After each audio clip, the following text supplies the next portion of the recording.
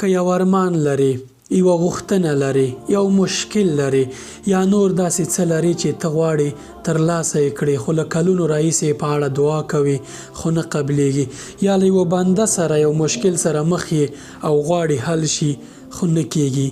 راځئ نن درته یوه داسې طریقه ښیمه چې رسول الله صلی الله علیه وسلم موږ ته ښودلې ده. که په دې طریقه باندې موږ هر څه وغواړو الله پاک یې راکوي. رسول الله صلی الله علیه وسلم فرمایي که چیرته یو مشکل لري، یو حاجت لري الله پاک ته، یا له یوه بنده نه یو غوښتنه لري، یو مشکل ورسره لري او غواړي چې حل شي، تر ټولو لومړی ښه اودس وکړه. له اودس وروسته 2 رکعته نفل وکړه، ښه په آرام ذهن په طریقه باندې.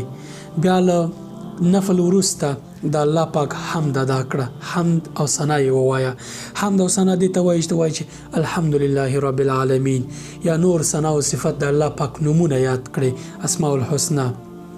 ورپسې دې په رسول الله صلی الله علیه وسلم درود شریف ووایه او له هغې وروسته دغه دعا چې زه درته په سکرین لیکمه دا ووایي. دغه دعا درته زه په سکرین لیکمه، سکرین شاټ یې واخلئ یا یې په یوه کتابچه کې ولیکئ. څنګه چې زه وایم همداسې د نفلو وروسته کله چې مو ښه اودس وکړ، بیا مو د 2 رکعته نفل وکړل، ورپسې مو د الله پاک حمد و ثنا وویله او ورپسې مو درود شریف ووایه، تر هغې وروسته دا دعا ووایي. له دغې دعا وروسته بیا هر ارمان چې لرئ الله پاک ته یې ووایي، الله پاک یې درته قبلوي، حتما یې قبلوي.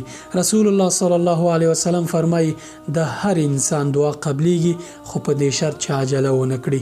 عجله دې ته وایي چې ته ووایي چې دا دعا خو ما وکړه او قبول نشوله. بدګماني مه کوه په الله پاک باندې. الله پاک فرمایي چې انا عند ظن عبدي بي، زه د خپل بنده په ګمان چلیږم.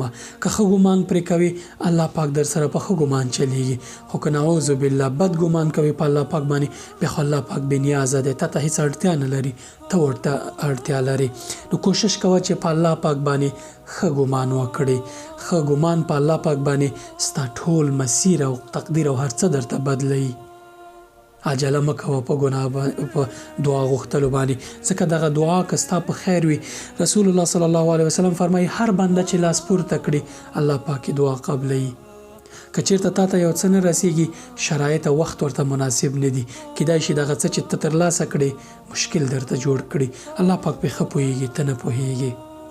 دغه دعا درته په سکرین لیکمه، ویې لیکئ یا سکرین شاټ واخلئ. کله چې مو دغه سپارښتنې عملي کړئ په پای کې بیا همدغه دعا ووایئ. هره غوښتنه چې لرئ الله پاک درته حل کوي.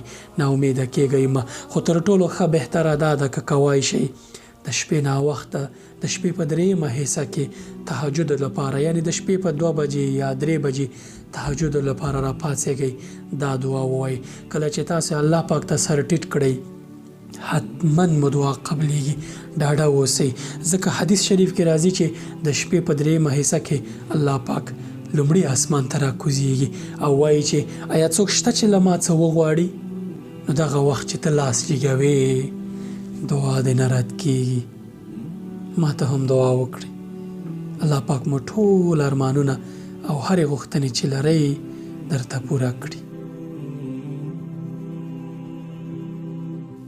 لا إله إلا الله الحليم الكريم، سبحان الله رب العرش العظيم، الحمد لله رب العالمين، أسألك موجبات رحمتك وعزائم مغفرتك والغنيمة من كل بر والسلامة من كل إثم، لا تدع لي ذنبا إلا غفرته ولا هما إلا فرجته ولا حاجة هي لك رضا إلا قضيتها يا رب،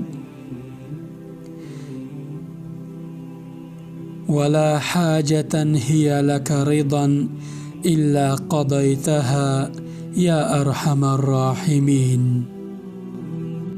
اوس راځم د دې دعا پښتو شرح ته. یعنی اول کې د الله تعالی ثنا او صفات یاد شوی دی، ورپسې بیا دغه کلمات چې کوم په دعا کې یاد شوي دي، اسألک موجبات رحمتک، هغه عملونه یادوي یا الله پاک نه هغه عملونه یا هغه صفتونه د الله پاک یادوي چې له امله یې د الله تعالی رحمت ترلاسه کیدای شي. یعنی لویه ربه له تا نه هغه څه ترلاسه کولو لپاره توفیق غواړم چې ته یې له امله پر ما رحمت کوي. و عزائم مغفرتک، یعنی د هغو عملونو ترلاسه کولو توفیق له تا غواړم چې ستا بخښنه پرې یقیني کیږي.